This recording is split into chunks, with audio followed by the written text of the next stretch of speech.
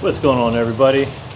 Today we got a Mark 3.5 Cabriolet. This one's a 5-speed. Worked on this car a little bit ago. Noticed the coolant lines were all dry, rotted, and starting to crack. So found this Autobahn Autoworx kit. I'm going to go ahead and replace the reservoir with a new pressure cap. I'm just gonna go a hose at a time. Take one hose off, compare it to which one, because they don't include like what hose goes where or anything like that. First thing we're gonna do, we're gonna take this little panel off, put the car up in the air a little bit, get to the bottom coolant hoses, and that way we can start draining the coolant. So take the reservoir out. These hoses, there's not too much actually that goes on with this car for coolant routing. So we have a hose here, which goes down to the main upper. And this comes down, or it comes up to the corner of the radiator, and then it tees off here and goes into the oil cooler, and then from the oil cooler it tees off down there and goes into the water pump, and then from the water pump it branches back into the oil cooler and then comes down and to the lower radiator hoses. This goes to the thermostat, and then before it gets down here to the main upper,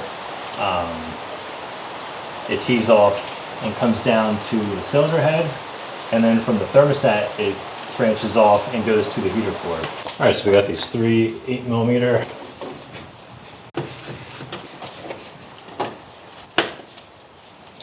This just gives us more access to the coolant hoses up top. Okay, so we're under the car. First hose I'm going to take off is this one right here.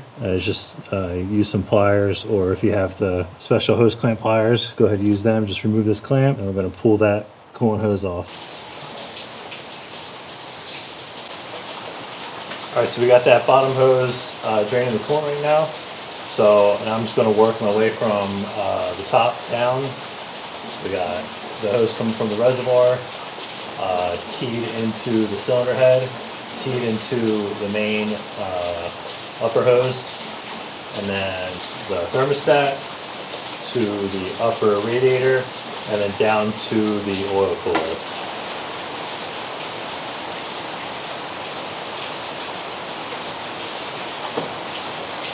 So I ended up taking the air pump out. There's a coolant line that runs right underneath of that. Take the 3 10mm nuts off the mounting brackets and just pull it to the side.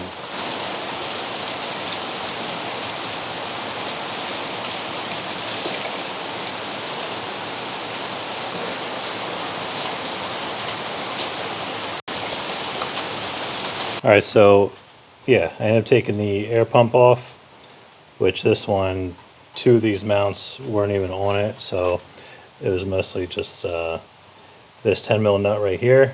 Took the pump out, unplugged it, also disconnected the negative terminal on the battery, so I can take the alternator cable out and just kind of move it to the side. Remove the reservoir, unplug that, removed. This goes to the thermostat right here. I just moved that out of the way.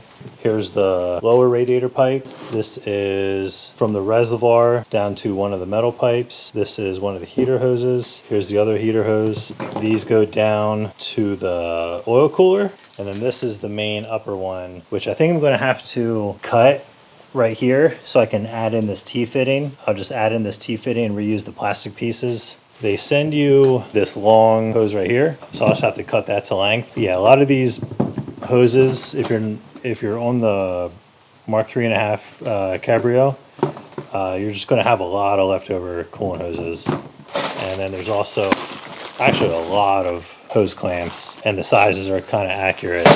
I just don't like when hose clamps are oversized and you have a huge tang, sticking out of it. So right now I'm going to install the reservoir and then the lower hoses, just because they were the most difficult to remove. The hose clamp here, here, and here, and then there's another one. Oh, and then this one here, and then this one down here, and this one here. It kind of goes down the car like this, the same way this goes. So I'm going to work on these first just to get those done and out of the way. Oh, and also removed this vent hose here that goes from here to, the air pump. And then the air pump also goes, there's two connections. There's one that goes right there, and then it comes around, and they both go to the air pump. So I just removed those. I took the dipstick out because it sticks out quite a bit. Yeah, took a little bit of break, ate some dinner, but can't remember where we left off at. So yeah, I'm just going to install all the new hoses now. I'm just going to start with the bottom ones first, get those harder pieces done, and then just work my way up, and should be pretty easy. But I'll be sure to record anything that I find that might want to include this video. I got all the coolant lines in, all the ones down here, the upper one right here, this one. The only one I need to do now is the one that goes to the cylinder head right there, that guy. I'm going to do that once I put the reservoir in, and then I need to figure out where I want to put that T fitting. I'm going to have to cut this somewhere. So since this kit is meant for Mark III, not a Mark 3.5 Cabrio, it does hit the mounting bracket for the air pump. So I'm trying to figure out where exactly I should cut it to get me some distance away from here. And there's a little bit of a bend right there, so I think I might cut it right here, get this section straighter instead of the way it kind of bends this way and then out. That way it can kind of just come straight. I'm all finished as far as the coolant hoses, but this kit didn't include all the right hose clamps that you need for the smaller coolant line.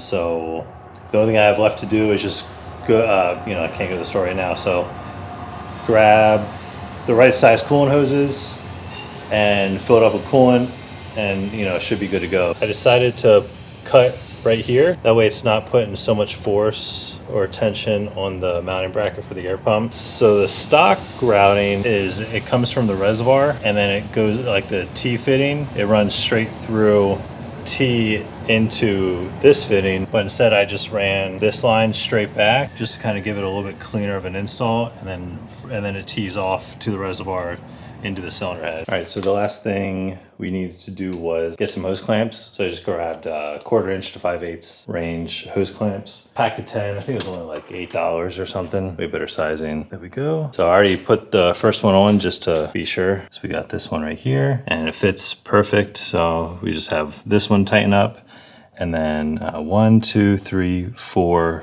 more to do for that. And then we'll get the coolant in there, plug the sensor back in, plug all the other sensors back together. Okay, so I got all the new hose clamps installed. The one for the reservoir, the T fitting over here into the cylinder head, the sensor for the reservoir, and then plug the sensor back in for the thermostat. The only thing I have left to do is just put the hose for the vacuum pump into the EGR, fill it up with coolant, and I'm going to leave it like this right now on the jack stands because it is the highest point, and I need to use my dolly things over there to get the car out of the garage. Oh, and then this front cover plate. Sorry, gotta put that back on too. We got the coolant in. All right, let's go ahead and turn the car on. Okay, so I'm going to turn the heat on, open up everything, and we'll turn this on full blast just to make sure we have full coolant flow and to vent out the system. All right, so let's go ahead. We'll turn it on and go and check, see if we have any leaks.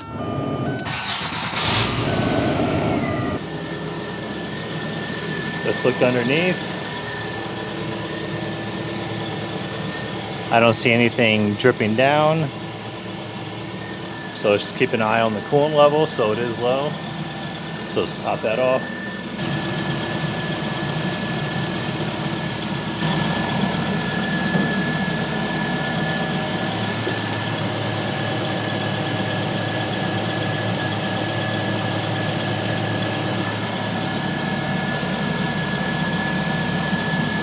All right, so I'd say we're good for coolant leaks. So I'm just gonna let it run, get it up to full temperature, and just let it cycle through. Keep an eye on the gauges, feel the heat coming out of the vents. So unfortunately, I actually did find a leak, and it's the hose going into the heater core. So it's actually the plastic end coming out of the heater core that broke, which is pretty common on these older cars. So it's that piece right there. I don't know if you can see that or not. This piece right here. There's a plastic fitting that comes out of there. Right now I'm trying to figure out if we're gonna replace the heater core or not. For now, I'm gonna put the car outside. I got some other work to do, so. But besides that, no coolant leaks as far as the coolant hoses that we replaced. Yeah, just unfortunate that the heater core is now damaged.